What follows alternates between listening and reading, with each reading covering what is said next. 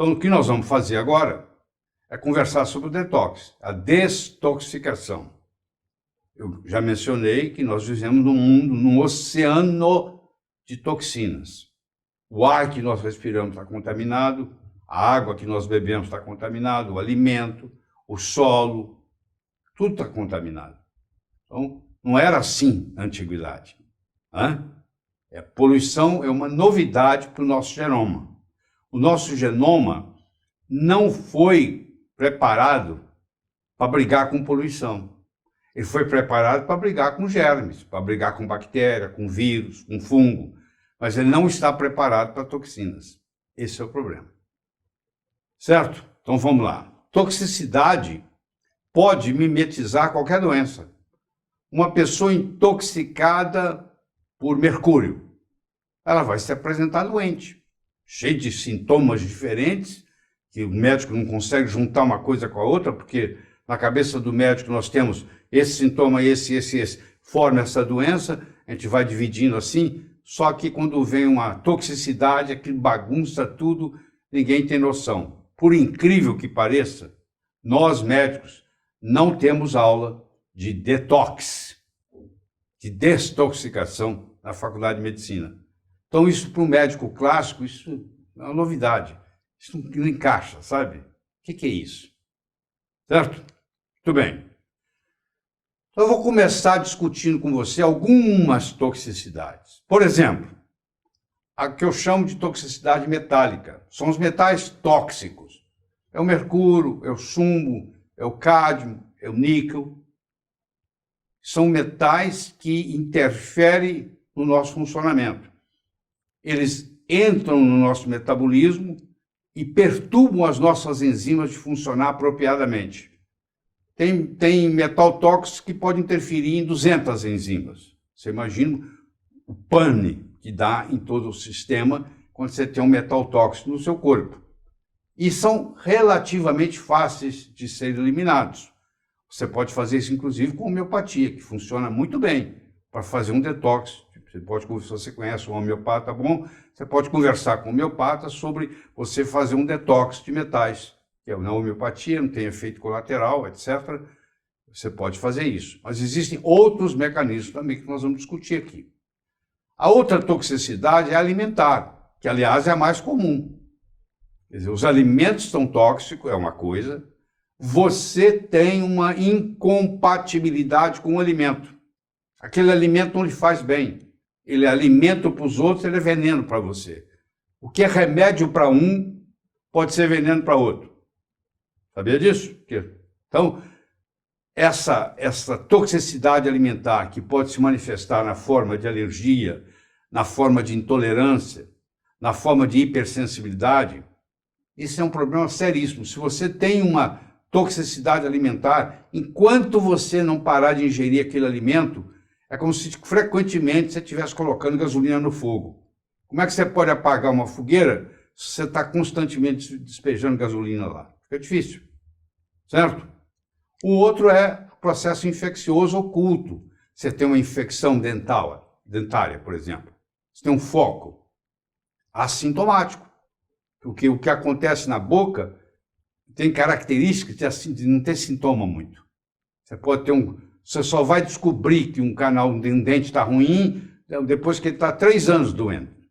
3 anos doente. Aí que você vai descobrir. Então, tem muita coisa que acontece na nossa boca que é prejudicial, mas que também não tem sintomatologia. Esse é um problema da odontologia. A outra é a poluição eletromagnética, que eu poderia conversar com você aqui horas sobre isso. O Wi-Fi que nós temos na nossa casa nos dá conforto? Claro, mas será que você desliga na hora que você vai dormir? Você não precisa dele quando você está dormindo. Se você desliga, faz toda a diferença, porque ele interfere na sua pineal e a diminuição da produção de melatonina. Então, nós temos uma poluição eletromagnética cada vez maior. Nós temos aí o 4G, vai chegar ao 5G, vai dar problema. Você vai ver, nós vamos discutir isso aqui. Tá? Vai ter problemas sérios com o 5G, vai facilitar a tecnologia, mas vai prejudicar muito a saúde. Tá? Nós temos a poluição emocional. Você faz parte de um relacionamento tóxico. Você convive com alguém que é tóxico para você. Pode não ser tóxico para os outros, mas às vezes é tóxico para você. Às vezes essa pessoa trata os outros bem, mas trata você de uma forma inadequada. Então, essa toxicidade da mente tem que se livrar, tem que trabalhar ela. A mental, você começa a ter pensamentos recorrentes, pensamentos que vai pegar AIDS, pensamentos que vai morrer pobre, pensamentos que vai perder o emprego. Isso é uma toxicidade mental. E os poluentes orgânicos persistentes, que a gente chama. São substâncias que foram criadas no laboratório e que são ingeridas, que têm efeitos até semelhantes a hormônios no corpo e que não são eliminadas. Por isso que eles chamam de persistentes.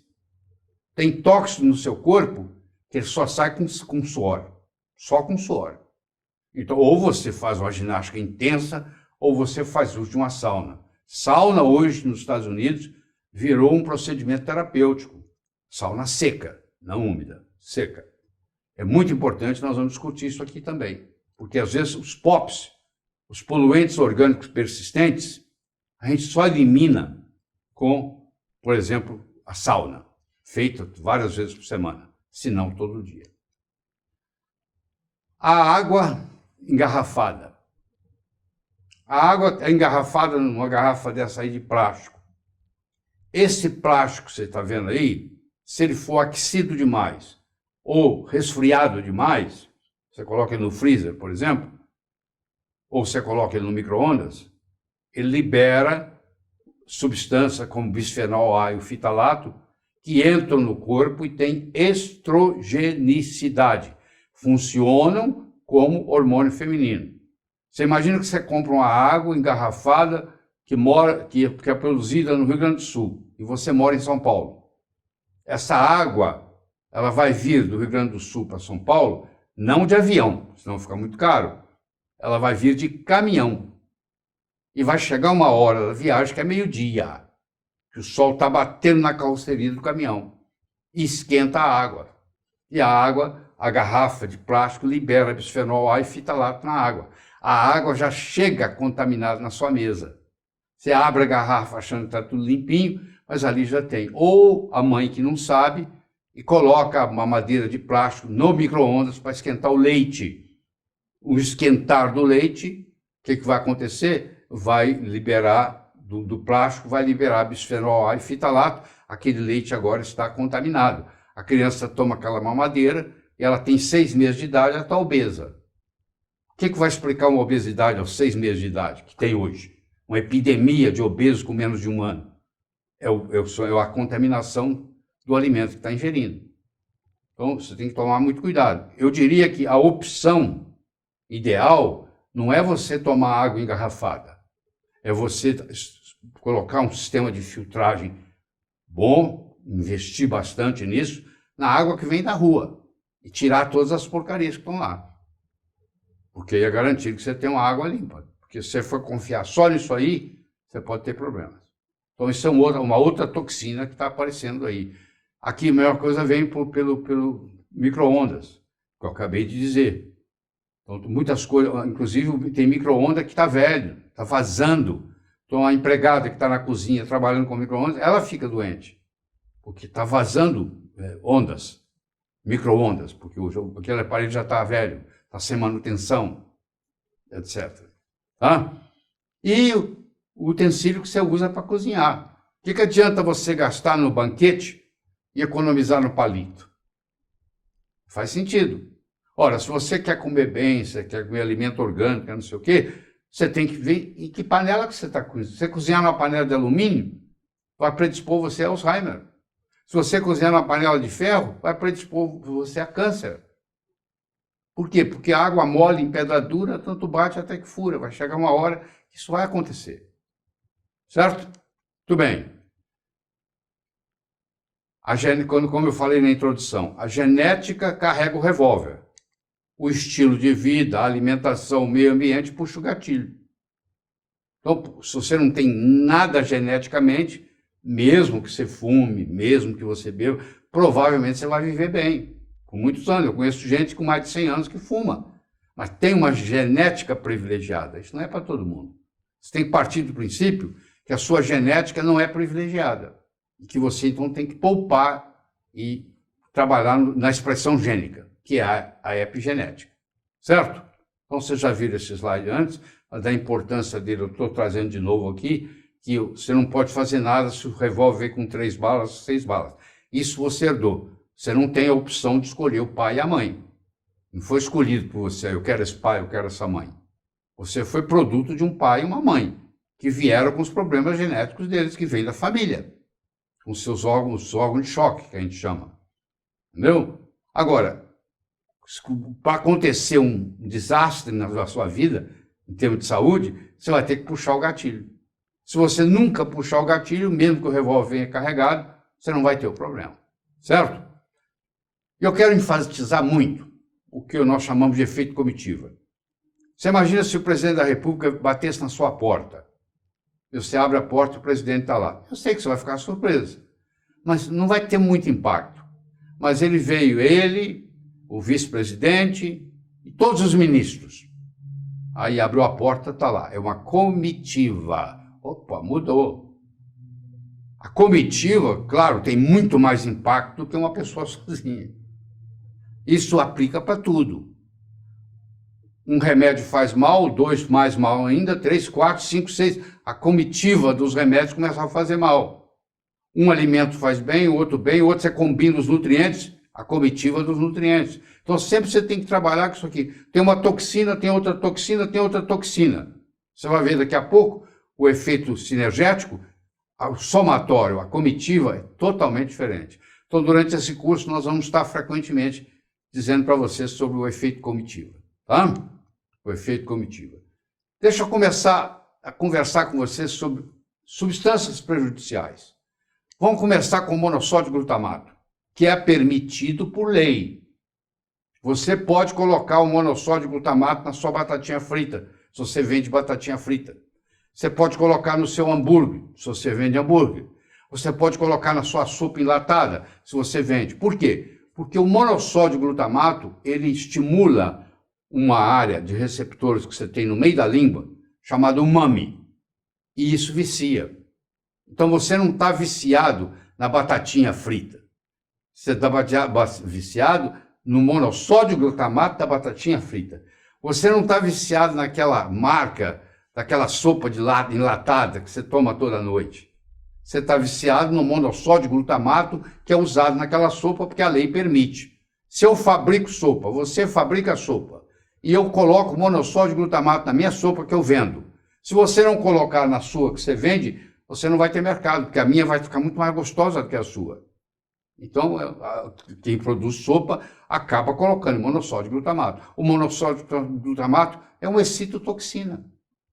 Ele vai tirar o seu sossego.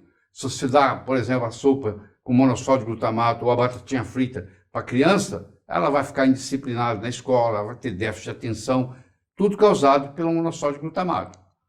Os edulcorantes. O que são edulcorantes? São adoçantes artificiais, que são piores do que o açúcar. A mentalidade que você tem é o seguinte: eu não quero engordar, eu vou usar um adoçante.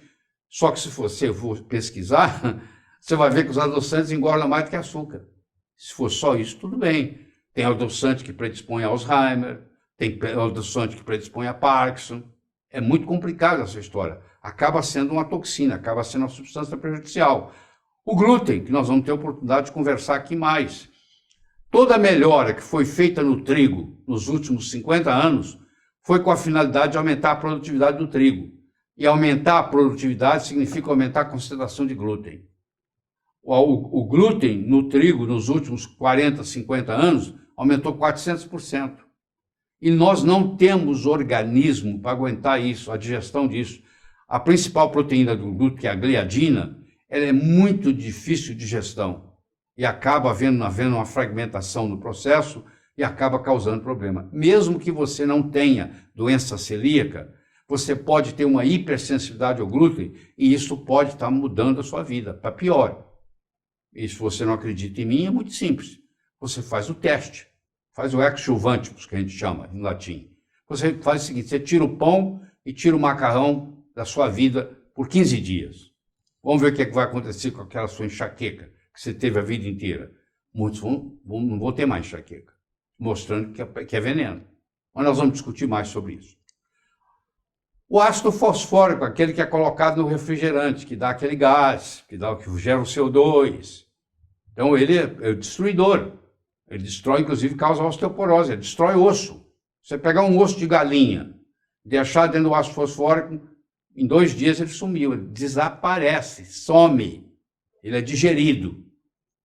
Então, o pH vai cair, porque é ácido, e vai ter suas consequências. A lactose, muita gente, por exemplo, asiático, a raça negra, não tem uma intolerância à lactose. Não tem a lactase para transformar a lactose em glicose e galactose. Tá? E o açúcar, que quando quebrado vai ter um componente chamado frutose. Não se iluda porque frutose você acha que vem de fruta. Sim, a fruta é rica em frutose, mas a fruta também é rica em fibra. Quando você tem a fibra com a frutose, tudo bem. Agora, quando a frutose vem sozinha, ela é veneno. Nenhuma célula do corpo gosta dela e ela vai para o fígado. Sabe como é que chama a substância que nenhuma célula quer usar e ela vai para o fígado? Chama-se veneno. Ela vai lá para ser metabolizada. E a frutose no fígado, ela não é metabolizada como um açúcar. Ela é metabolizada como uma gordura. E, entre outras coisas, ela gera o ácido úrico. Ácido úrico esse que vai inibir a produção do óxido nítrico, que vai fazer você ter pressão alta. Você pode tomar um suco de laranja fresco, sem açúcar, 3 vezes por dia, e com 20 dias que você está tomando, você começa a ter a pressão alta. Porque você acumulou no seu corpo frutose, a frutose gerou o ácido úrico bloqueou a formação do óxido nítrico, que fazia vasodilatação, agora tem vasoconstrição, sobe a resistência periférica, aumenta a pressão arterial. Pra você ter uma ideia. Então você imagine você ter um desses, ou você ter uma combinação. Tem gente que tem no corpo monossódio glutamato, usa açúcar artificial, ingere glúten, ingere refrigerante, ingere leite, abusa do açúcar, que vai virar glicose mais frutose, o açúcar de mesa. E aí faz o somatório disso aí, não é somatório, é um processo de sinergia. 1 mais 1 fica maior que 2. Então vamos continuar. Vamos continuar no processo. Então, aí vem o glifosato, que é o Roundup, que é um agrotóxico. O Brasil é o primeiro país do mundo, número 1, per capita, em uso de agrotóxicos. Nós somos os maiores utilizadores de agrotóxicos no mundo. E principalmente o glifosato, que é o nome comercial, é Roundup, que é um antibiótico, para quem não sabe. É um antibiótico. E esse glifosato, que é um antibiótico, que vai ficar no alimento, quando você ingere, ele vai destruir a sua microbioma intestinal, a sua microbiota intestinal, o seu microbioma. E vai causar uma série de danos. Então, esse glifosato, o milho, por exemplo, a plantação de milho usa glifosato, a plantação de soja usa glifosato, a plantação de algodão usa glifosato, o canola, que não é uma planta, é uma sigla, Canadian Oil Low Acid, a planta chama couza, usa glifosato, e o açúcar, principalmente de origem de beterraba, usa glifosato.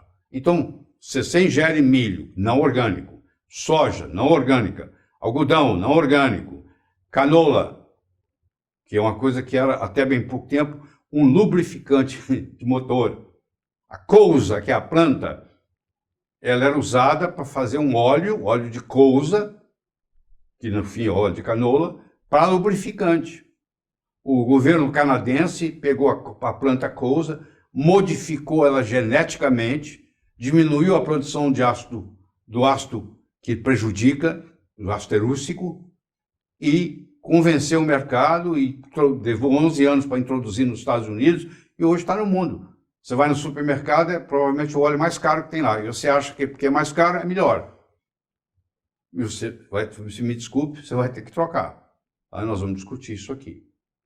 Então isso aí tudo está impregnado. O canola, mesmo se não tivesse impregnado com glifosato, não deveria ser usado por humano. Pra você ter uma ideia.